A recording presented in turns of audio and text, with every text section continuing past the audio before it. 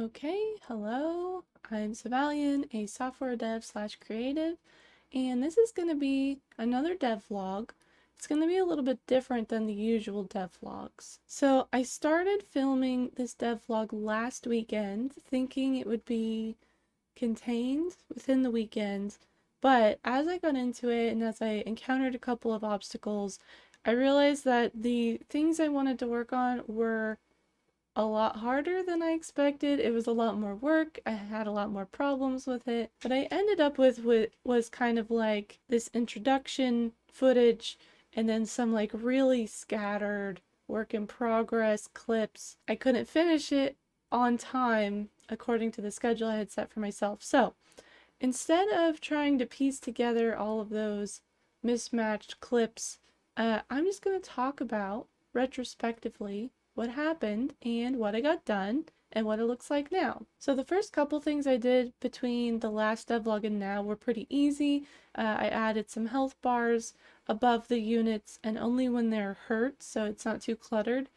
Just so you can see like how much their attacks are doing. I had previously wanted to have it so that the glow, the emission of the creatures was sort of the health bar where they get sort of more dim as they get damaged, but it's just not very clear. It's not easy to tell how many hits away they are from being dead, so I just added the health bars for a little bit of visual feedback. And then I also added camera movement, so you can move the camera, pivot around the board, and look at it from different angles. And then I also fixed a couple of little bugs that I can't even remember which ones they were, but it was little like visual combat bugs and things like that. So that was sort of before the big thing. And then I realized I want to refactor my AI system again. So I've rewritten the AI for this game now 3 times, and it's mostly good this time. I did finish it late last night, so there's it's kind of a little bit wonky still, but for the most part it works. It did seem to reduce a lot of the weird behaviors I was seeing before, but I do still need to go in and sort of balance it out, make sure that the enemies sort of converge on the town at the end. If all the player units are dead, that scoring is still not totally worked out. So first, let me talk about what it does now, how it works. We will look at some code, and then I will show it in action. And hopefully it won't do anything to embarrass me, because it is brand new, fresh code that I just finished yesterday. So from the beginning, I've always been partial to a utility AI, which basically just means you have all these things your units can do. It goes through, it assigns a score to each one based on the unit state, the environment, things like that, and then it picks the one with the highest score. So this is useful for things where there are a lot of options. It's a little bit more flexible than something like a behavior tree. The only problem, as I'm finding out, is that it's a little bit hard to predict how things will behave. But before, my system was scoring each individual like movement and action separately. So there was a score for moving forward, there's a score for moving diagonally, there's a score for moving backward, there's a score for using an attack, and this created a list of decisions and scores that was incredibly dense and hard to change because, like, for example, if I wanted to change how the movement works in terms of the AI, I had to change all of them. And like you've seen if you've watched other devlogs, it behaved kind of weird and I had a hard time fixing it. Another thing is that I had a sort of straight up and down grid before, and now I have a hex grid.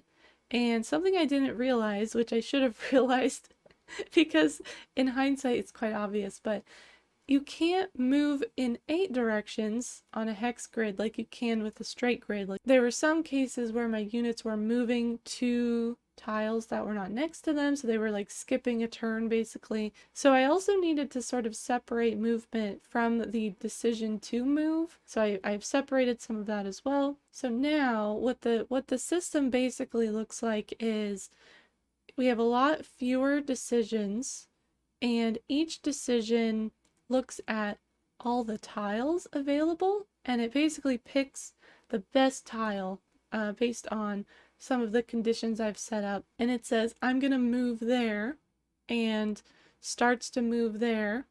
And it keeps this decision until it reaches that destination and executes the action that is part of that decision. So instead of movement and actions being separate, they're now together. They're one cohesive thing. Like, for example, if you put a unit in the middle, there's an enemy at the top. They will say, I'm going to go up there and I'm going to fight that enemy. They'll pick a tile next to the enemy and they'll start moving. And then each turn that it recalculates the decisions, it will check and see if there's a better option, but the threshold is higher, so they would need to find a much better target. So this is my attempt in avoiding this constant changing of decisions. That was one of my biggest problems, and I'm hoping that this is fixing it long term. And then I've also made it so that each decision has multiple actions, and so that way I can sort of have this prioritized list. If one of their special moves is on cooldown, they can drop down to like a basic attack. That's the main use for it, is that it checks the cooldown of each action, and if the cooldown is not elapsed yet, if they can't actually use it yet, they'll just pick the next one. And if none of them work, it will kick back as a failure. They'll pick something else to do. So there's a lot here. And that's sort of the overview of it. Now let's look at the code. So I'm going to go quickly through this because I don't want this video to be so long that it's boring. But basically, I have this AI runner class that it gets called on every tick, and the tick frequency is a variable I can change. And every tick, we grab all the units that are on the board, and we score all the tiles first. Now this was something I did to make it a little bit more performant.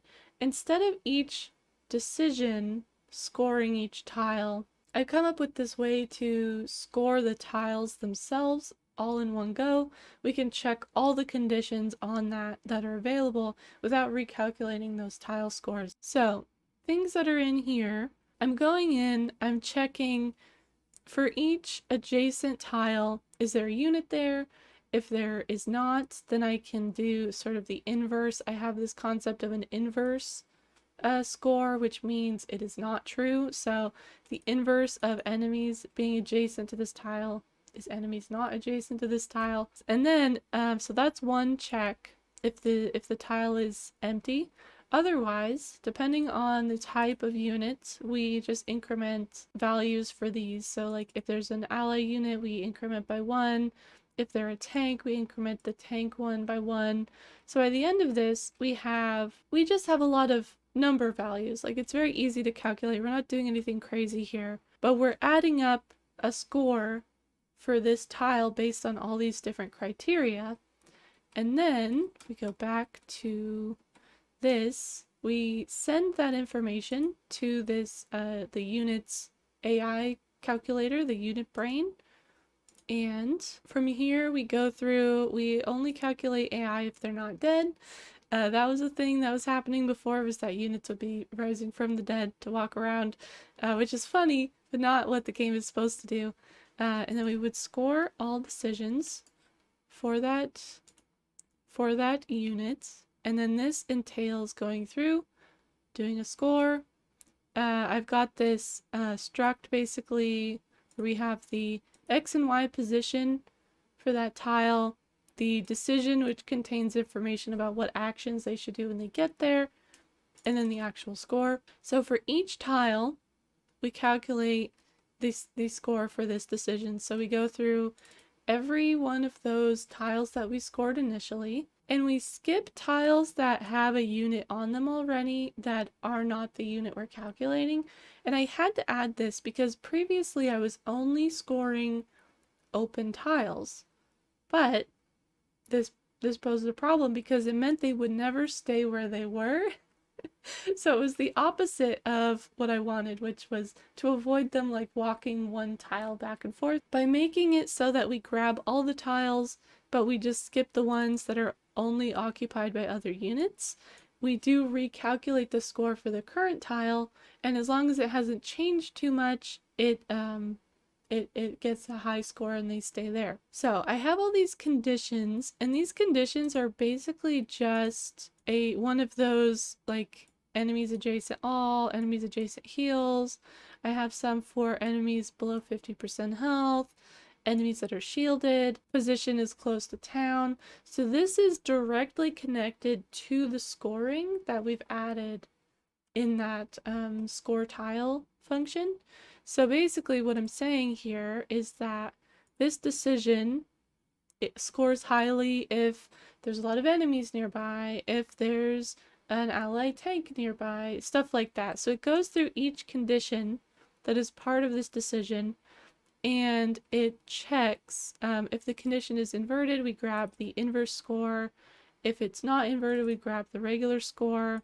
And you can see we just passed that type right in here. We multiply it by the amount that this condition is supposed to affect the score by, so the decision score right there, and we add it up.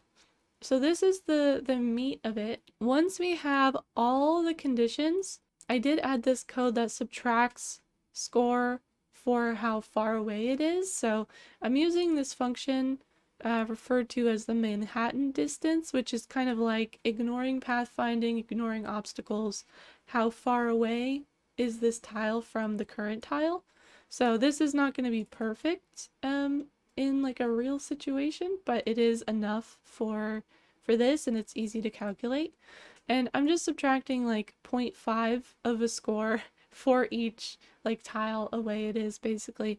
And this is something I'm going to need to go in and adjust because it's doing some weird things in some situations. So I'm going to probably turn this down a little bit and see how that goes. But I want it to be high enough to prevent movement from the current tile, unless there's like a significant bonus to moving, to avoid those back and forth things that I've mentioned. And then I'm also just subtracting a little bit based on whether I'm going to a different tile than I'm on. So it's almost the same thing as this, but it's a little bit more serious, just because I really want the units to sort of focus on what they're doing. And this was the best way I could think of to do that, was just drop the score for anything that you're not currently doing.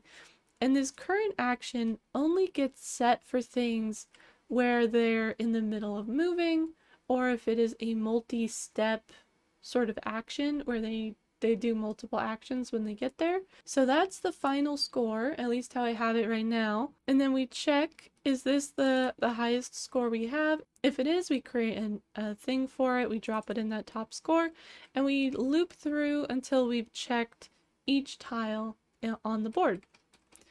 And we return it. So then it sort of bubbles back up. We score all the decisions. And once we have this list of results for each decision, so it only has like the best tile basically, we sort it by highest score. And this comment actually isn't relevant anymore, so I'm going to take that out. And then because it is possible for an action to fail, like I mentioned, if they can't get to a specific tile, if they're blocked off, we do have this concept of success for acting on the decision. So we grab each decision, we act on it. If it was a success, we break, and then we just trigger the visual updates. So let's look at act on decision real quick. This is actually implemented in a base class, and then each unit type has its own implementation on top of that. So what we do is, if we're in position, if we're on the right tile, we do the action. But then if we are not on the right tile, we use the base to basically move. That it basically just handles movement. It's not that one, it is this one. So here I've actually implemented an A-star navigation algorithm for finding a path between two hexes. And I'll link, I used a blog post pretty heavily that I found on Google. So I will link that blog post if I can find it. I should be able to. I think I have the link. In most cases, unless you're in a very like maze-like situation where you have to do a lot of twists and turns, most of the time it's pretty performant and it gets you to the target pretty quickly without doing a lot of extra calculations. So I've added that. Basically, when we act on a move action, we grab that path. If there is actually a path, we attempt to move the unit there. If it was a success, we set that current action so that they keep going down this road. Otherwise, it fails, we return false. And then this is the situation where the path wasn't found. And then back to the tank armadillo actor. Where is it? There it is. The action section, so if they're in the right position, they don't need to move. We go through each action for that decision. So like I mentioned, each one has this sort of prioritized list of things that they do in order. We check, is action ready, checks the cooldown. If it is, we check which action it is, and I'll probably move these into like an enum so that I'm not typing hard-coded strings in here, but for now this works. So like if it's the special one, which is a shield move, we use the shield function. If it's special 2, which does require a target, we make sure that there is a target. So what this basically does is it first it checks if there's already a target and it makes sure it's still on the board and still alive.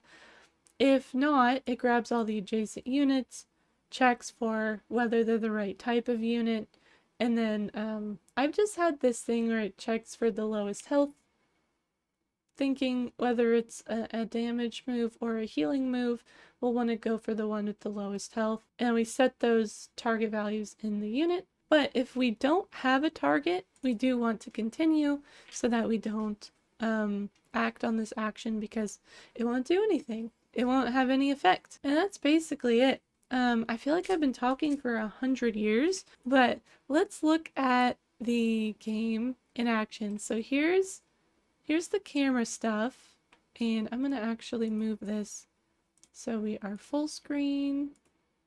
There we go. We've got this nice little outfit on. This character I think I've called Glob. And then once we hit ready, we can start placing units. I have the cooldown is pretty short because I wanted to make testing easy, but I can close out of this menu. I could close out of this menu. That was another thing I put in. And now we see their movements are not like totally direct, but look, this guy's found his way down to attack the town. What's happening here is that thing I mentioned where moving so far, the score was too low, so I have to fix that. Oops, I forgot to add more units. We're probably gonna die here. But that's basically it. They try to converge on the highest value tiles where the most enemies are nearby. I don't know what's going on with this guy. Clearly you can see there's a lot of bug fixing. I did finish this up really late last night and it looks like we are stuck. So let's try that again. But the bones are there. A lot of the movements make sense even if all of them don't. You can see these enemies and the armadillo are the two that I tested on most, so they're sort of the most clean, and then the other ones still need a bit of work, I think. Okay, I think I'll add another tank, and I'm still trying to find a way to really help the player understand the strategic choices they're making, because I think right now it's really vague. But I want to add some notes about how often they can use their moves, what roles each of these critters are supposed to play, because I remember, but I don't expect people to just guess. I want it on screen somewhere. Okay, I don't know how many rounds there are for this. I want to say there's 5, and then we did have to start over, but this is basically it. This is it. We're moving slowly towards a better game, a more complete game. It kind of feels like I've been treading water a little bit because the game doesn't look different than it did in the last devlog. It doesn't really play different, but underneath the hood, a lot of the AI is easier to work with, it's going to be easier for me to find problems and fix them. And in theory, it's going to create behaviors that are a little bit more fluid and a little bit less like walk in a straight line towards the nearest enemy and just stay there. But that's going to be it for this video. Another a little update on Project Caribou. I still don't have a permanent name. I'll get one eventually. But I hope you enjoyed it. I like making these because they really push me to work on the game and make cool progress like this and get it a little bit closer to done every week or two, every month or two. So I hope you liked it. I hope you'll hit subscribe if you'd like to see more videos like this. And I will see you next time. Bye bye bye bye bye. I think we're gonna win here. We did it! Alright, thank you for watching. Bye bye.